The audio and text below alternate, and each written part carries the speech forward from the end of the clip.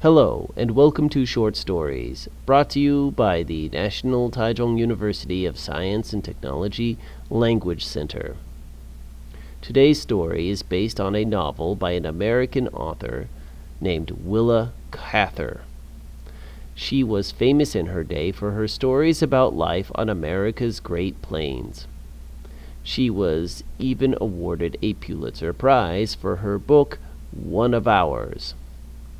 Today's story is based on another book of hers, A Lost Lady, which was published in 1923.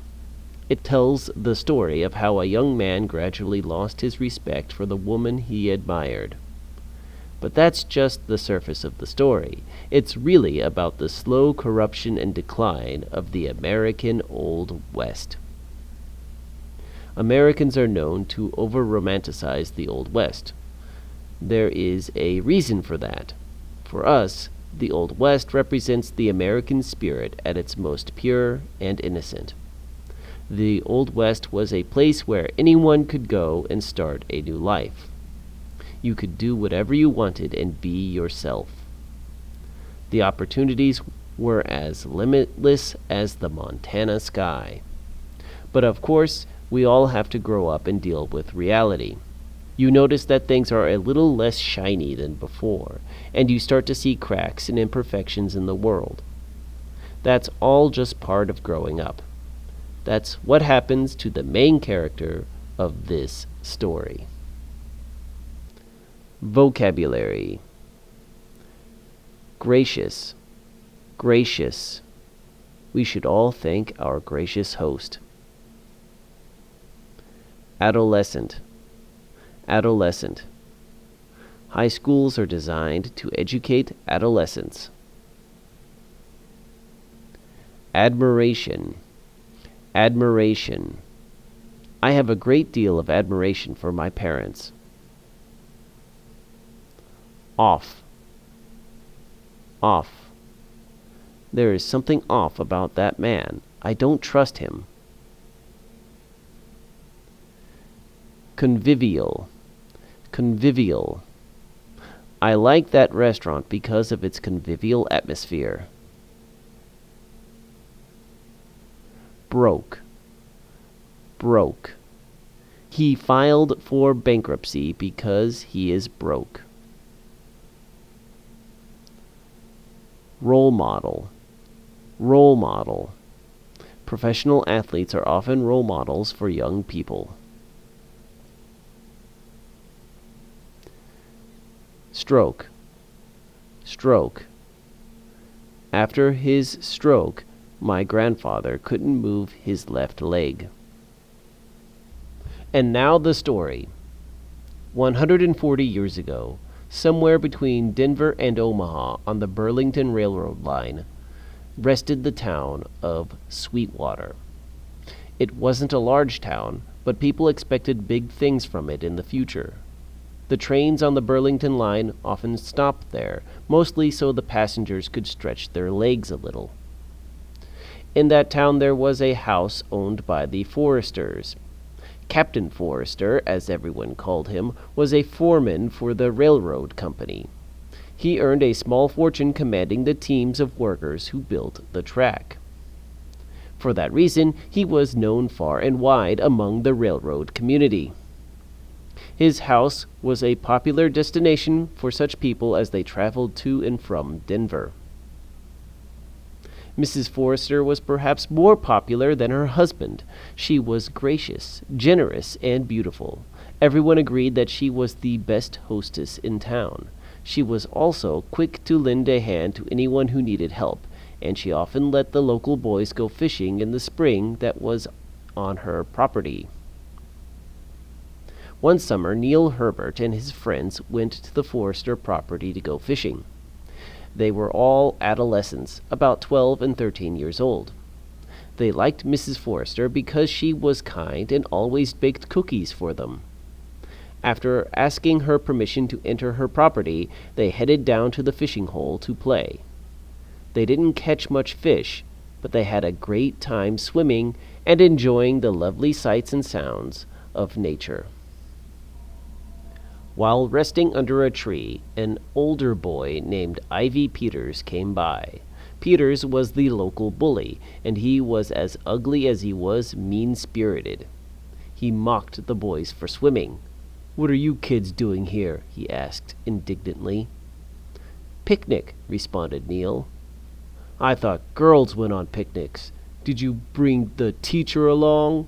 said Peters as he laughed. He then looked up at the tree and noticed a woodpecker making a lot of noise. "I bet I could knock that bird down with one shot of my slingshot," boasted Peters. The other boys told him to leave the bird alone. "Besides," said Neil, "I bet you couldn't hit it anyway." Peters smiled devilishly and pulled out his slingshot. He hit the bird, and it fell at his feet. However, it was not dead, only stunned. Peters picked up the bird with one hand and pulled out a very delicate knife with the other. "Watch this," said Peters. "I learned this trick in taxidermy class." In one quick motion, Peters used the knife to slice both eyes of the poor bird. He released the wounded animal and laughed as it bumped blindly into the tree, desperately searching for its home.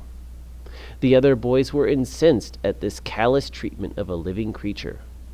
Most of the boys had been hunting small animals since the age of 9, but none had ever tortured an animal for fun. Neil wanted to help the poor bird, so he climbed the tree. Unfortunately, he slipped and fell, breaking his arm. The other boys panicked at first, then decided to take Neil to the Forrester house. "Mrs. Forrester will know what to do," exclaimed a boy. Because Peters was the oldest and largest, he had the duty of carrying Neil all the way up to the house. Mrs. Forrester took care of Neil right away. She moved quickly, but not in a panic. She was serious and calm. "Call the doctor," she told her maid. Neil opened his eyes and looked at the cool, dusky room. He saw Mrs. Forrester leaning over him. "Are you all right?" she asked sweetly. Although he was in pain, Neil nodded quietly. "What soft fingers Mrs. Forrester has," thought Neil, "and what a lovely lady she is." Neil had always thought well of Mrs. Forrester, but now his respect and admiration for her grew tenfold. Over the next few years, Neil saw less and less of the Forresters. Captain Forrester often traveled for work, and Mrs. Forrester often went with him to Colorado Springs during the winter. This all changed when Captain Forrester had his accident. He had fallen off his horse on one of his business trips and hurt his back pretty badly. He never walked the same after that, and decided to take an early retirement. In his lassitude, Captain Forrester gained weight and spent less and less time socializing with old friends. This coincided with an economic downturn for the region.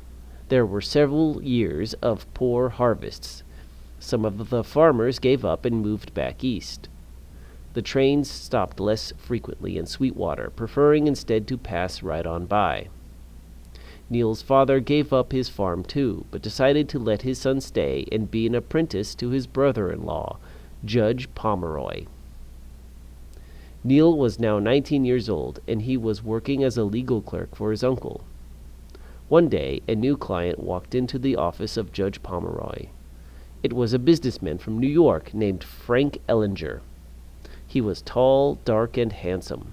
His toothy smile and confident posture both attracted and repelled Neil. There was something off about this man, but Neil couldn't put his finger on it. It wasn't long before another person walked into the office. Neil heard a woman's laugh. He turned his chair to look and saw Mrs. Forrester.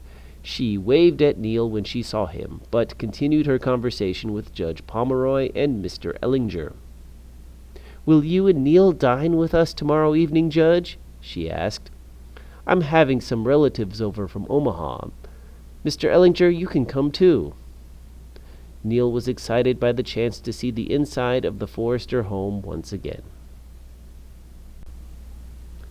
The next evening, Neil and Judge drove their wagon up to the Forrester home. Captain Forrester was away on business. "It had something to do with his bank," explained Mrs. Forrester.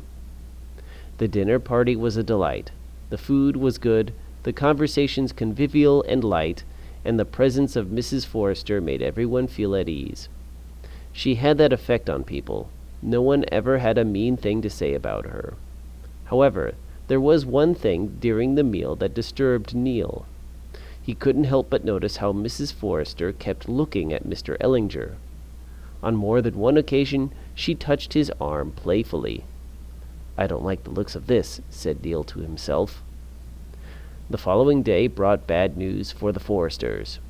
They were broke. Captain Forrester had established a small savings and loan bank for his workers. He was the ceremonial chairman of the board, but the real work of the bank was done by educated young men from the East Coast.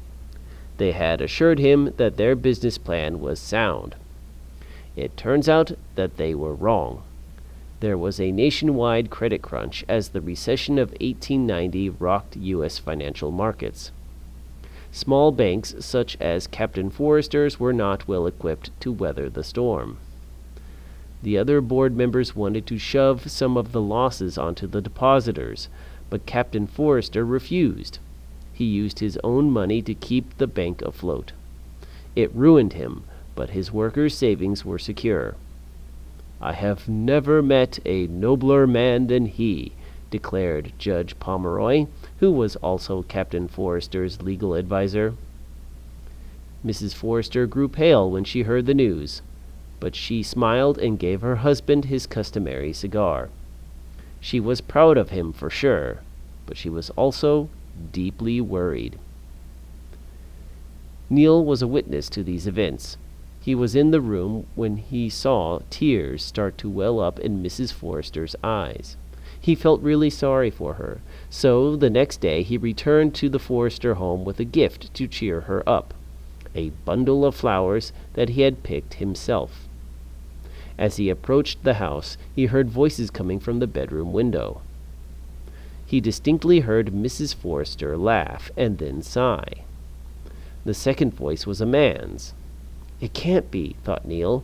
Captain Forrester was still in town in Judge Pomeroy's office discussing business matters.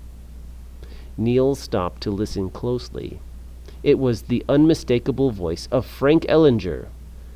Neil threw his bouquet of flowers into a mud hole and stormed off. As he walked away, wiping tears from his eyes, he remembered an old saying that his mother used to say: "Lilies that fester smell far worse than weeds." He had lost one of the most beautiful things in life, the admiration for an important role model. Things were not the same for Neil anymore. He stopped visiting the Forresters. He quit his job at Judge Pomeroy's office and decided to become an architect instead. While he was preparing for the entrance exam for the Massachusetts Institute of Technology, he heard yet more bad news about the Forresters.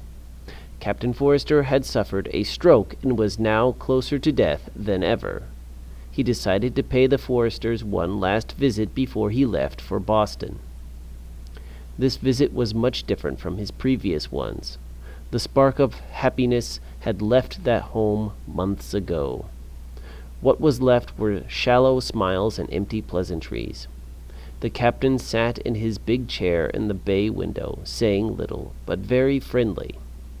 Mrs. Forrester, on the sofa in the shadowy corner of the room, talked about her plans for the future. "I understand you had to let your maid go," said Neil. "How will you manage without her?" "Never mind us. We will pass a quiet winter, like an old country couple," Mrs. Forrester said lightly. Neil knew that she faced the coming winter with dread, but he had never seen her more in command of herself than now. "Make lots of new friends," she advised. "You'll never be 20 again." Neil thanked her and announced that he needed to leave. But Mrs. Forrester wouldn't allow him to leave without first having a toast to his good fortune. Captain Forrester raised his glass shakily and said, "Happy days!" "Happy days!" echoed Mrs. Forrester with her loveliest smile. "And every success to Neil!"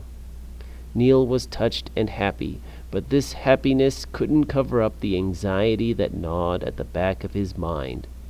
He wanted to ask Mrs. Forrester to tell him the truth about her and Frank Ellinger. Did she really lose her honor? Could she ever get it back? Neil had no answer when he left. And now the questions. Number 1. Which word best describes Mrs. Forrester? A. Greedy. B. Polite. C. Selfish. D. Cruel. The answer is B. Polite. Question 2. How did Neil break his arm? A. He tried to kill a bird. B. He fell off his horse. C. He fell out of a tree. D. He was attacked by a bear.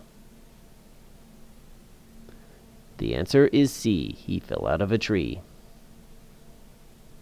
Question 3. Why did Neil lose his respect for Mrs. Forrester? A. He caught her cheating at cards. B. He caught her cheating on her husband. C. He caught her stealing. D. He saw her murder Mr. Ellinger. The answer is B. He caught her cheating on her husband. Question 4. How did the Forresters become broke? A. They invested in cryptocurrency. B. They spent all of their money on balloons. C. They gave all their money away. D. Mr. Forrester chose to save his bank. The answer is D. Mr. Forrester chose to save his bank.